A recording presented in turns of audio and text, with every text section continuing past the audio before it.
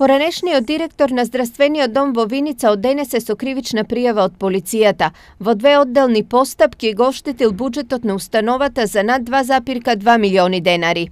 Имено 48-годишниот МП донел одлука за распишување тендер за набавка на огревно дрво за установата, пошто со фирма од Куманово склучил договор за испорака. Според огласот требало да се набава 350 метри кубни дрво, за што фирмата доставила фактура од 1,2 милиони денари.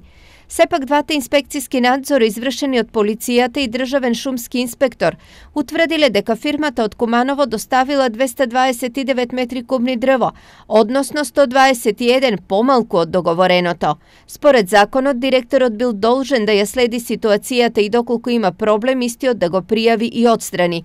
Бидејќи МП не ги исполнил своите обврски, овозможил на фирмата од Куманово да се стекне со иматна корист од над 440.000 денари, пари исплатени од сметката на здравствениот дом во Виница.